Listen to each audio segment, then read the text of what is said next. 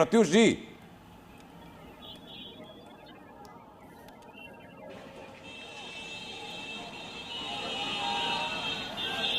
देखिए, मैं पता नहीं अभी फ्रेम मिल रहा है कि नहीं मिल रहा है, शायद मुझे लग रहा है कि सिग्नल ठीक जा रहा होगा।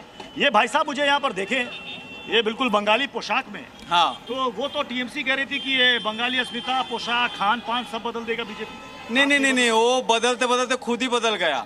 वो उसका जो भाषा है, वेशभूषा है, वो ही अलग है। वो मुखौटा एक रहता था और उसका लिबास एक रहता था।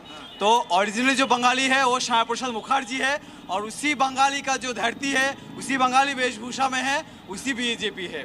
और उसी का जो पुराना मानो 100 साल का जो एक इतिहास था।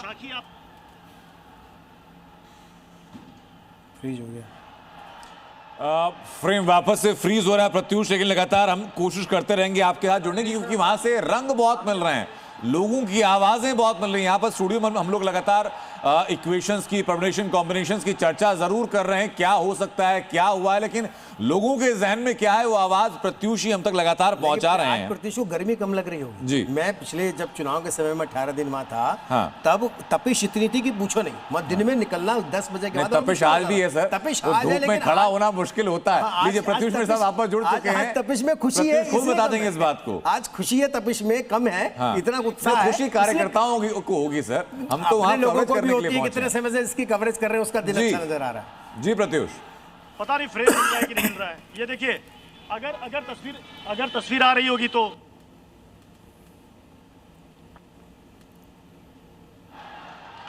देखिए कोशिशें शिद्दत से दोनों तरफ से की जा रही है, हमारी तरफ से भी और प्रत्युष की तरफ से भी, लेकिन टेक्निकल ग्लिच है सर। प्रत्युष वापस कोशिश करेंगे आपके साथ जुड़ने की, लेकिन वो तस्वीरें आप दिखाएगा जरूर। मैं जैसे ही सिग्नल बेहतर होंगे हम वापस लौटेंगे आपके पास में। अपनी बात नवी सर आप पूरा कीजिए एक बार। मैं ये कह रहा था, उससे में गर्मी इतनी थी कि 8-10 बजे के बाद निकलना मुश्किल होता था। मैं खड़गपुर में था दिलीप घोष जी के साथ, तो सुबह 4 बजे 5 बजे निकल जाया करते थे। वो 8-10 बजे तक आधी से ज़्यादा सभाएं कर लिया करते थे, मीटिंगें कर लिया करते थे। कारण क्या, गर्मी बहुत हुआ करती थी। लेकिन आज की गर्मी किसी को लगी नहीं रही, क्योंकि ये गर्मी ना पिछले 45 साल 50 साल की जो तपिश थी, जिसके अंदर आगों के अंदर लोग झुलसे हैं। भारतीय जनता पार्टी के 321 पदाधिकारी की निर्मम हत्या कर दी गई है। इसके अलावा सैकड़ों हजारों लोग वैसे टीएमसी और वामपंथी दलों के कारण मारे गए हैं। वहाँ महिलाओं के साथ दुराचार हुआ है, वहाँ महिलाएं सुरक्षित नहीं थी। तो वो जो लोगों के अंदर दुख था, पीड़ा थी, आज वो लगता है उनको खत्म हो रही है। एक विश्वास जागा है, एक राम राज्य की स्थापना कल परिकल्पना पूरी होते हुए नजर आ रही है। तो उनको लगता है कि ये सरकार कुछ करेगी, विश्वास है।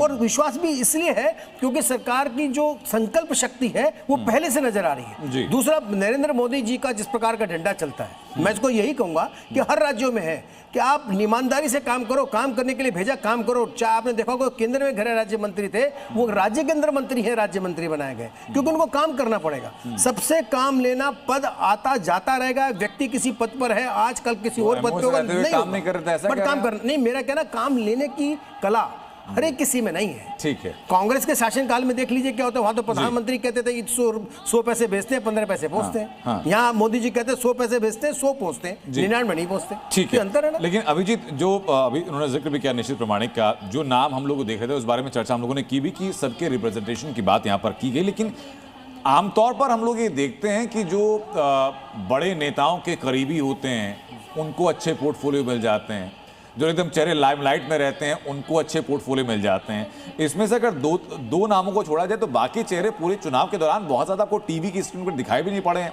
और 2 नाम तो इसमें से ऐसे हैं जो कि लोगों ने शायद पहली दफ़ा जिनको सुना होगा। यानी फेवरेटिज्म यहाँ पर नहीं है, रिप्रेजेंटेशन ज़्यादा महत्वपूर्ण रहा है।